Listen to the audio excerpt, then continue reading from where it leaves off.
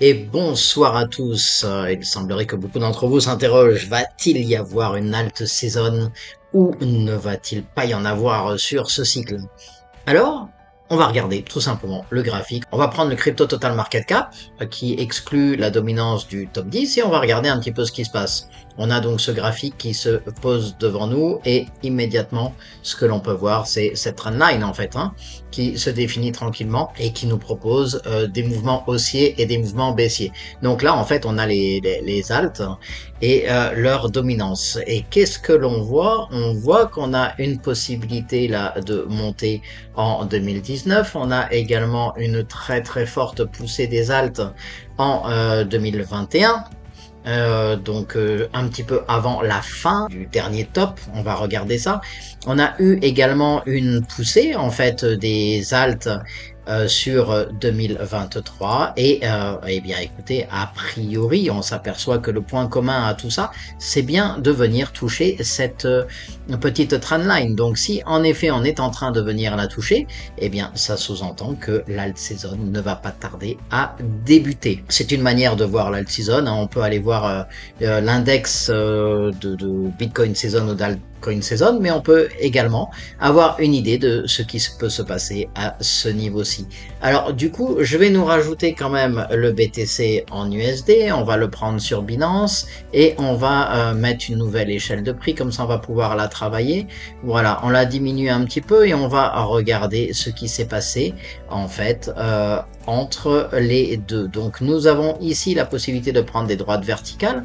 Nous avions le dernier sommet du Bitcoin et on s'aperçoit d'une chose assez intéressante, c'est que après le dernier sommet, on a quand même encore quelques altes qui ont pu performer. Et elles ont performé pendant combien de temps? Eh bien, on va regarder pendant 70 jours, donc un petit peu plus de 2 mois. Donc là, c'est intéressant. Et qu'est-ce que l'on voit ici? C'est que à la dernière hausse en fait du Bitcoin, eh bien ça n'a pas été le cas. On a automatiquement, dès que le Bitcoin s'est mis à chuter, on s'est retrouvé avec une chute ici de toutes les altes. Donc il est intéressant également de voir qu'au niveau du bear market, ici nous avons le Bitcoin à son point le plus bas. Et qu'est-ce que l'on avait? On avait tout simplement des alts qui, elles, ont continué à descendre.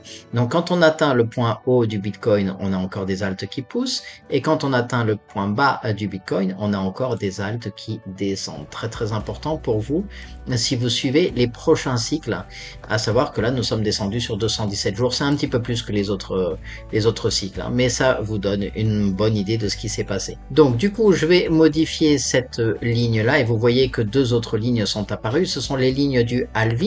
Je vais rajouter la ligne également de notre halving cette année, donc aux alentours du 20 avril. Alors malheureusement je peux pas la mettre exactement au 20 avril puisque nous sommes en weekly, et donc en weekly on n'a pas cette possibilité là de définir la date exacte dans la semaine. En tout cas, il est intéressant de noter qu'en 2016, suite au halving, on a eu une très très forte diminution des altcoins, on est descendu d'environ 70%. On peut noter que après le halving de juin 2020, alors c'est pas le jour même exactement, mais nous avons eu l'épisode du Covid 2020 qui nous a permis de perdre moins 50% et donc de racheter avec 50% de discount. Donc ça c'était super intéressant, et nous avons eu aux alentours donc du 20 avril la possibilité d'avoir cette chute. Alors pas tout de suite au 20 avril, en fait on a chuté un tout petit peu avant et nous sommes descendus pour l'instant de 31% sur les alts. Alors il y a des alts à moins 70, je vous l'accorde, il y a aussi des alts qui ont bien tenu et qui ne sont pas descendus. Donc voilà, j'en reviens à mon sujet initial. Ce qui est très très important, c'est de se dire, va-t-on avoir une altcoin season cette fois-ci? Et donc là nous avons l'altcoin season de 2019, ensuite l'altcoin season de 2021 suite à la correction du halving, et nous avons une prochaine altcoin season qui est arrivée en 2023 qui a accompagné donc les mouvements du Bitcoin sur sa hausse où nous avons pris plus de 300% sur le Bitcoin. Et bien nous avons également des cryptos qui sont montés d'environ 72% en moyenne, là encore.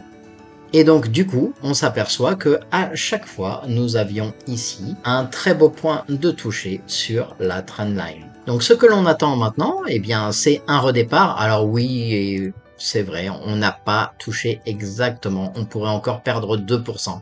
Bon, je vous avoue que 2%, en attendant la structure, que la structure puisse se faire et qu'on reparte, donc on aura logiquement quelque chose comme ça qui remonte un peu, qui repart, qui nous fait un double bottom et qui nous permet d'avoir une structure d'achat à ce point-là où nous aurons un bas qui est plus haut que le dernier bas. Bon, sachant que là nous sommes en weekly, donc en weekly on a vu par exemple lors du Covid que nous avions un V-bottom, on est parti très très fort. On peut voir que ici en 2019 on avait en effet cette correction et puis le double bottom, on est descendu, on est reparti fort à la hausse. Et ici on n'avait pas vraiment un double bottom, vous voyez qu'on a plutôt un V-bottom et on est reparti un peu plus fort. Si par contre je viens travailler la même chose mais en journalier, donc je prends l'étoile, et en journalier, nous avons notre étude qui nous permet d'avoir une belle ABC qui descend là et donc la possibilité ensuite de prendre notre W ici pour pouvoir prendre un bon rachat sur toutes les altes. Et là, ça sera intéressant, sachant qu'ici, si on achète déjà à ce point-là, on est pas mal du tout, hein. On peut prendre ici au niveau de la dernière alt saison, eh bien, on est parti quasiment sur un V-bottom. On peut voir ici qu'on est parti quand même quasiment sur un V-bottom, même un très très beau V-bottom. Et ici, c'était quand même un V-bottom, mais avec la possibilité d'avoir quand même ce petit W là. Donc, qui nous a permis de racheter. Donc, les agressifs qui partiraient éventuellement sur l'achat d'un V-bottom, en sachant que nous sommes venus nous poser sur la trendline quasiment à quelques pourcents près, il y a possibilité de faire quelque chose de très très intéressant. D'autant plus que il y a une trame, une autre trame qui est également intéressante. Je vais venir chercher le BTC USD, on va prendre la carte en 108 par 108 et on va regarder en fait ce que je vous y ai dessiné. Alors on va se remettre en hebdomadaire. Et en hebdomadaire, nous avons ici un très très beau mouvement donc du Bitcoin avec ces trois sommets et cette ligne bien alignée. Donc je vais nous enlever ici le Bitcoin et par contre ce que je vais faire c'est que je vais nous rajouter le gold. Et on va s'apercevoir que le gold a un petit peu d'avance sur nous en fait. Donc je le mets dans une nouvelle échelle, comme ça on peut le travailler également. On va diminuer l'échelle, on va la descendre un petit peu. Et on s'aperçoit sur le gold que nous avons ici cette série travaillée pour venir chercher l'ancien ATH et puis travailler cette zone, cette ligne de coup. Eh bien on peut s'apercevoir que nous avions exactement la même. Ici, avec le travail de la ligne de coup, on est venu corriger un petit peu à l'intérieur de la même manière que l'on corrige ici en ABC et en ABC également.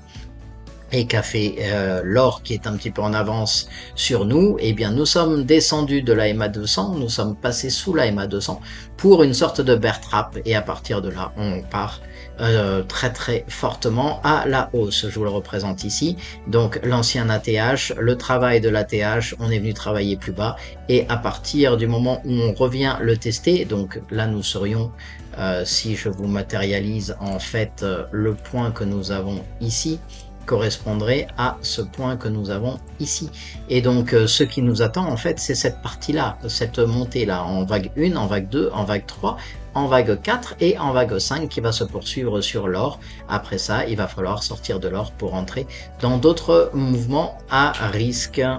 Et donc là, vous avez le Bitcoin avec énormément d'argent qui ne va pas tarder à rentrer sur les cryptos et sur tout ce qui est à risque en fait. Voilà, donc le mouvement attendu qui devrait suivre en fait, si je vous le dessine ici, devrait être quelque chose comme ça qui remonte, vient se corriger un petit peu et repart fortement à la hausse. Et voilà, là on retrouve le mouvement de l'or. Alors je l'ai fait à 150 000, ça veut pas dire que ce sera 150 000, hein, mais c'est juste pour vous montrer en fait ce mouvement-là. Si je rebaisse mon asset pour récupérer ici, donc nous sommes là et voilà ce qui nous attend et voilà ce qui nous attend. Donc repasser au-dessus, travailler un petit peu la trendline. Voilà, revenir tester la trendline et à partir de là, repartir. Là également, vous aurez un très très bon point d'achat pour les investisseurs qui veulent être sûrs que en effet la cassure est vérifiée et que le marché accepte en fait ce nouveau prix. Donc à partir du moment où vous aurez une cassure haussière ici et la cassure de la SSL2 pour celles et ceux qui ont l'indicateur Gibbs 911 et le combo à ce moment-là, vous avez également un très très bon point d'achat ici, alors que là pour l'instant on n'a pas encore le point d'achat, on peut très bien avoir un couteau qui continue de tomber un petit peu, comme ça a été le cas ici. Voilà les amis, donc ce que je privilégie, c'est une halte saison qui devrait pas tarder à commencer avant octobre 2024. Donc il vous reste 3 mois à attendre un petit peu, peut-être même un joli mouvement cet été pour le rallye d'été, et puis une petite correction avant septembre, et ensuite repartir très très fortement pour le mois d'octobre et le dernier trimestre de 2024. Je vous souhaite à tous une excellente journée. N'hésitez pas à mettre un petit pouce, ça m'aidera pour l'algorithme et ça me permettra de faire connaître la Crypto Family. Donc c'est beaucoup de travail d'un côté et c'est une belle récompense de votre côté si vous me mettez un petit pouce. Ça m'encourage et je vous souhaite à tous une excellente journée. N'oubliez pas que votre portefeuille soit crypto. À très bientôt.